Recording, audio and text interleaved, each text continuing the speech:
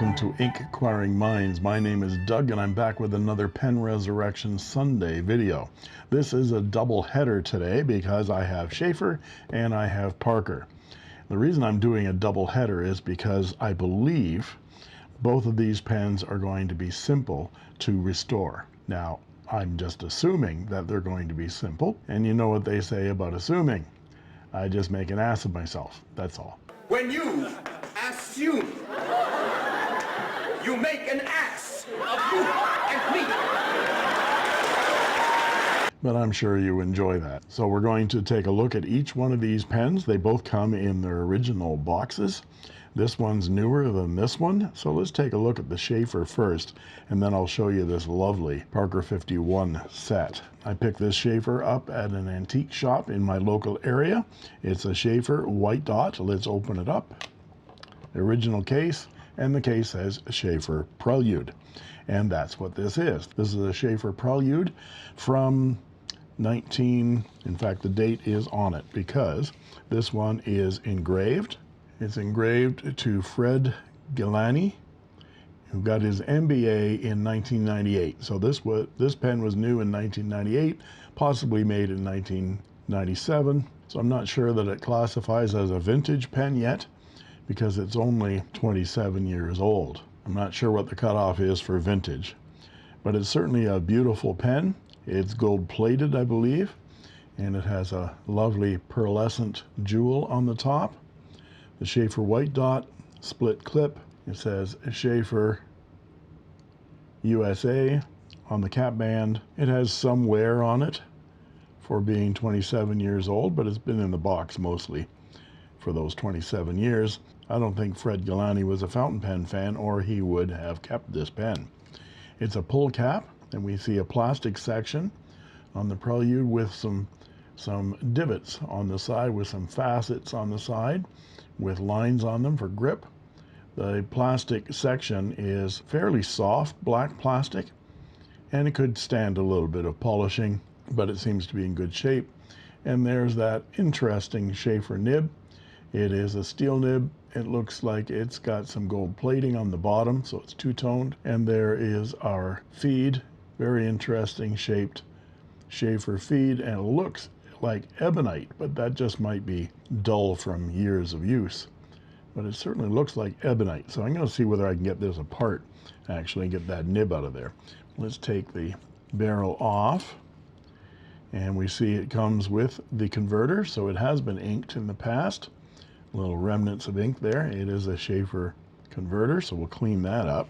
And there's our section. The pen posts rather nicely, and it's a nicely balanced pen. This is really quite lovely. If you like gold pens, this is a gorgeous, gorgeous pen. We'll see how it writes in a bit. Let's open the box up here. We have the documentation on the Sheaffer Prelude, how to fill the converter in many languages, rollerball pens, Sheaffer lifetime warranty for the original owner, so that's null and void. And what's on the back? Twist action, ballpoint refill, pencil, so instructions for all the writing objects. And here we go. This is when the pen was bought. It was bought on the 21st of April. That's my birthday, 1998. At the Army and Navy, 101 Victoria Street, London, SW1E 6QX. So I wonder if that was the original retailer. It had to be a new pen at that point, 1998. And it looks like there were two cartridges in here. One of them leaked a bit, and here's the other one. This one hasn't leaked, but it certainly hasn't got its full complement of ink in there. But that's okay, we'll use the converter. So we'll put all that back together again with the pen bed, and we'll put this pen back together, and we'll restore Fred's Sheaffer Prelude. Before we do that, let's get to the second part of our double header here. This is a Parker 51 set in this beautiful burgundy original case. Again, I picked this up at an antique shop. I believe I picked this up north of the city. Parker 51. It's a black and lustraloy pen and pencil set. It looks like a pen and pencil set. I'll get to that in a moment. This is a Parker 51 Aerometric. I'm guessing that it's from the 1950s. It could be up to 1960. But the cool thing about this pen, and the tag confirmed it when I bought it, it said this as fountain pen and ball pen set, which isn't what it is. Original box, refills dried out, pen has never been used. So this is a new old stock pen, and it certainly looks it. It's got a little bit of handling wear on it, just a little bit. Everything's in perfect shape. Let's take a look at that hood. Yeah, it just needs a little bit of a polish. There are no scratches at all on it. That nib looks lovely, but I want to get it off. And here's our filler. So it says firmly 4 times, and this is the brushed stainless steel, so that's from 1950 on they did that. And the plyglass sack has had no ink in it whatsoever. Absolutely pristine. So that's the fountain pen. I do want to get that nib out of there to both polish it up and to determine if there's a date code on there. But this is also fascinating. Now, the tag said that it was a ball pen. It's not. It is a liquid lead pencil from Parker. They started these in the 50s, and they didn't last very long. I think it was like mid-50s, mid-55 maybe, to 1962. I'll do a little bit of background information on the liquid lead from Parker.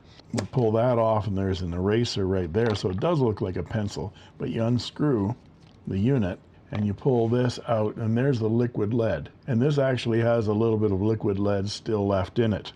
It writes, and it writes very lightly, but that's what they did. They weren't very popular because they didn't write very well. People wanted a darker pencil line when they wrote with a pencil. It's actually graphite that's in a sort of an oil-like thick slurry inside that refill, and it doesn't retract.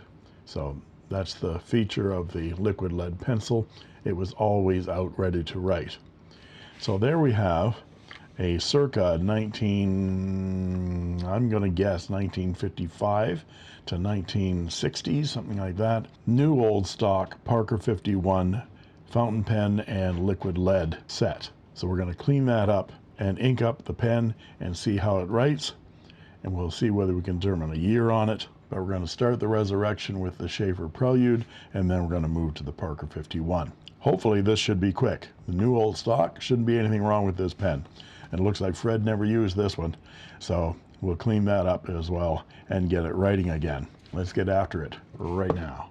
I have the converter in the bath of pen flush, which is 9 parts distilled water and 1 part ammonia. And I had the entire section in there just to clean out any extraneous ink, because I want to try to pull this nib. And I notice on the section here that the bottom of the section has an M on it for medium, so this nib is a medium. And I'm going to put it back in the barrel. Enormous number of threads on that barrel there. And I'm going to try to pull this nib out of here. The reason I put it back in the barrel is to get more purchase on this, more grip. I'm going to push my knuckles together and pull. I'm basically laying the nib against the crook of my index finger and putting my thumb on the back of the feed with a little rubber gripper to protect the nib and my hands. There we go. It gave up the ghost. There we go. And there's our nib and feed. I thought this might be ebonite. I'm not sure. Just going to scratch it a little bit where you can't see it, just to smell it. No, it feels like some kind of plastic. Very interesting feed. Let's take a look at the nib. There's nothing on it but Sheaffer's, and nice two-tone looking nib. I'm going to try to polish this, but this is gold plate on steel, so you can go through that gold plate fairly easily with a buffer wheel, so I'm not going to do that, even with a polishing cloth. I'm going to try the tail of this, the shank of that nib first, and if I rub through, then I won't attempt much on the visible part of that nib, and just polish the shank a little bit. It doesn't look too bad. Doesn't seem to be coming through that gold at all, so I'm going to polish it a bit more.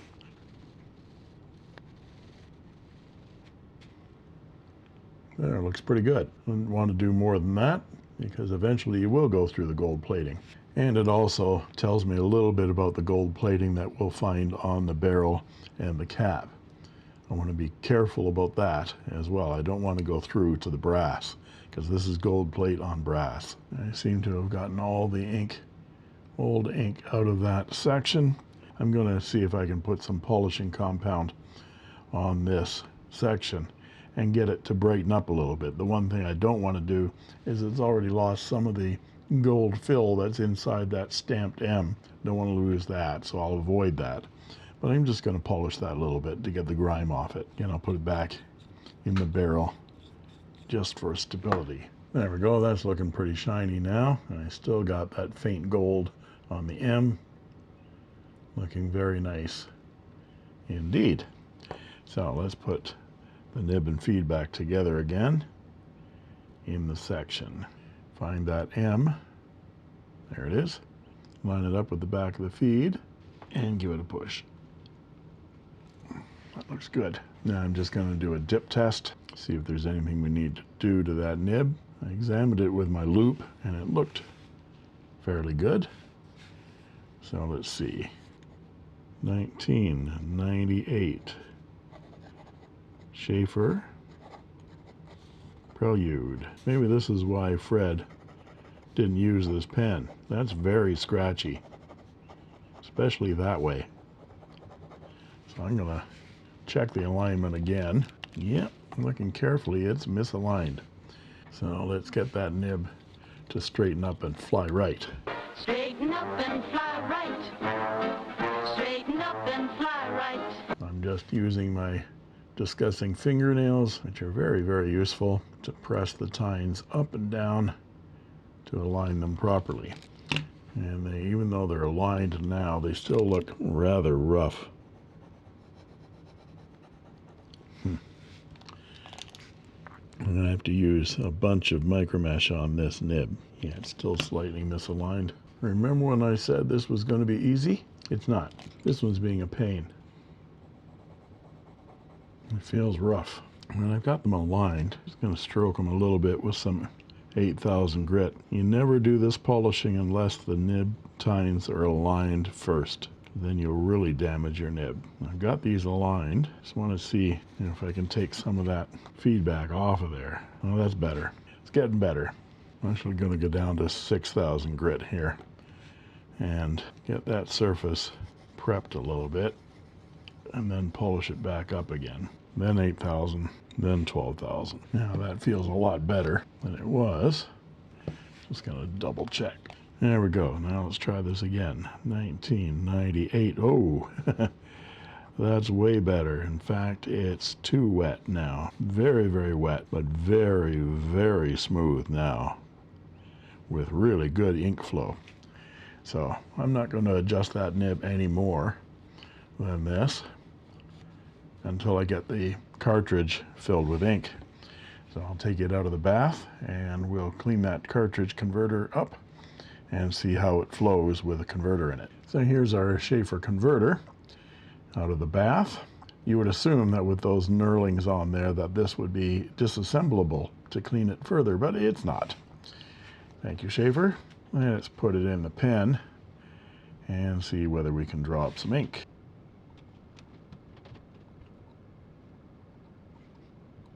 There we go. Let's try it again.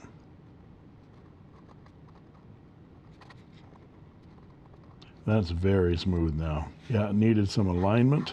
This is a very pleasant writer. And I talk about how I don't like triangular grips or grips that have little training wheels on them, but those little divots are actually not too bad. And the section is nice and long and smooth, and so you can get a fairly comfortable grip on there. Let's check the wetness here. Yeah, it's decently wet. Line variation, none to speak of. And this is a 0.6 millimeter. I thought it was a little bit finer, but now that it's juicy, it is dead on a medium. Check out the balance with the cap posted. Yeah, that's very, very pleasant. What a pretty pen. So now all I have to do with this pen is polish up that cap and barrel and get it pristine again. There's no point in trying to remove Fred from this pen. That's deep enough in there to preclude you from grinding it off and polishing it up, because that's going to be really deep into that gold plating. But it shows you that when they've engraved it, they haven't gone into brass, so this gold plating is fairly thick, so that's good. So I can go at this with my polishing cloth, and we'll see. Certainly I get a lot of that grime off of there, maybe get some of those scratches out. And there we go. After some rubbing and polishing with my jewelry cloth, it comes up looking absolutely brand new. Look at that. What a beautiful pen. Making sure that section is nice and shiny as well. And there it is. Writes beautifully, shines like new. Let's put it back in its box. And I would say that cleanup is complete. Can't call it a resurrection because the pen wasn't dead. I can't even call it a restoration because it didn't do much to it. I fixed that nib. I think that's the key thing on this pen. I think it was discarded because the nib was just misaligned. So it probably hasn't been used since 1998. Hopefully it'll get used now. And now we can move on to clean up this new old stock Parker 51 Aerometric. I'm going to disassemble it and take that nib out. So let's take the barrel off, and I've inspected the cap liner, and it shows that there is no ink in there whatsoever. So this pen has never been inked. So let's get that hood off. And we'll get the collector and the nib out. Yep, no ink at all in that collector. That nib is pristine. It's a silver breather tube. Get our gripper material and pull this nib out and see if there's a date code on it. There we go. Let's see what it says. It says Parker, made in Canada, 14 KT, and that's it. No date codes. So this is mid-1950s. They didn't put date codes on these nibs back then. And let's see if we can get that feed out of there. There we go. But there's no need to clean the feed or the collector. Let's give the nib a polish because it's 14 karat gold. We'll shine it right up. And if you didn't know, those black marks coming off that nib is not dirt at all. It is actually gold. Gold turns black when you burnish it like that on a polishing cloth. That looks beautiful. So let's check the alignment while we got the nib out. It could be aligned a little bit more, just slightly. That looks very good. It's a little bit of tarnishing right there. But this silver is very old, so silver does tarnish, just sitting in the inside a pen for 69 years, something like that. There, just polished up with a jewelry polishing cloth. That silver breather tube looks lovely. There's that little pinhole right there and the little hole on the top of the feed. So these don't come out. That's very, very shiny. No need to polish that. So let's put the nib and feed back together again. Hold it with the gripper and line it up with the groove. Get it in there, in tight, and in the groove. That's what she said. And as far as it will go. And make sure it's aligned. That looks aligned to me. And there's our little silicone O-ring. So a viewer showed me a little trick here to put the hood on first. Actually, I've learned you put the barrel on first, cinch it up tight, then we can put the hood on, get everything really tight. Put your thumb right there so it's pointing at the point. Remove the hood again, and then put the nib, feed, collector, and breather tube assembly together with that nib pointing at your thumb. And you won't have to do minor adjustments after that. Let's see if that worked. It did perfectly. Isn't that lovely? So there's nothing to do to the cap. It's in pristine condition, new old stock. I'm going to polish up this barrel with some Anderson Pens Microgloss number 1. This is the finest polishing compound that they have. Unfortunately, Anderson Pens has gone out of business, so this is my stock. of my compound number 5 and my polish number 1. So we'll get out a cloth, put some of our polish on here, and polish it up. Actually, I'm going to remove this whole thing again and pull that nib unit out of there, put the hood back on, and then I won't risk getting any of that polish into the nib. There we go, just like brand new. So I want to make sure that that's tight. Put my thumb right there again, unscrew the hood, take the collector and feed and nib, point it at my thumb, push it down, and we'll see if it comes out perfect. Needs a slight adjustment. Perfect. New old stock. Polished up beautifully. The lustraloy cap doesn't have a scratch or an abrasion on it. Usually they're dented and scratched and abraded. There's that beautiful pen. There we go.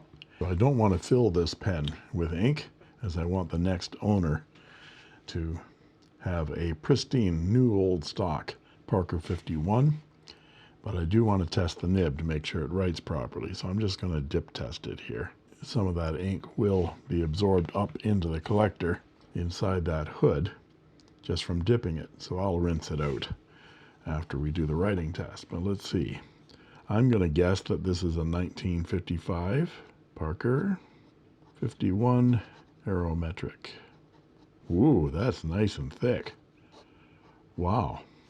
This is a medium, no doubt. Medium to broad. I'm looking at 0.6 to 0.7 millimeters on my Richard Binder chart. Yeah, it's bang on 0.6 millimeters, which is a Western medium. That's not bad at all. It has a lot of feedback. I think I might polish it a bit. I'm going to start with some 8000 grit and give it a little bit of a polish up. And then go to some 12,000 grit. And we'll dip it again. Very nice. So I was surprised that I was still getting what sounded like a lot of feedback. And because I'm using this cheapo paper because I've run out of Clairefontaine. So I've gone back to my Clairefontaine notebook that's full at the moment. And guess what? Smooth. Beautiful. Beautiful writer now. So I'm going to do one more thing to this Parker 51 Aerometric. I've rinsed it out of any ink.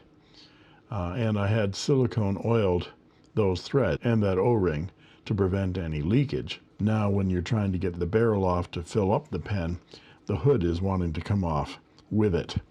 So I'm going to shellac those threads now that I've got it all lined up, and just to cement it down so that the hood doesn't move, I'm going to put a little bit of shellac on those threads, and a little bit of heat will get that shellac off if ever that nib needs to be removed. We'll put the hood back on, and it lines up perfectly, and now it's ready for ink for the next owner. Let's go back and look at the liquid lead pencil. Now, this is what the liquid lead pencil looks like when you write. So this one might be running a bit dry, but that's what they look like. They were so light that they weren't very popular. You can get these refills at Pen Tooling. They're about $15 each. And this one is the short size. There we go. So this is 78.4 millimeters in length. So it's the short liquid lead refill. There's brass threads. That eraser looks almost brand new. Should be brand new. And I'm going to leave this barrel out so I can polish it up with some polishing compound as well. And we'll get that polished up so it's looking just like the fountain pen.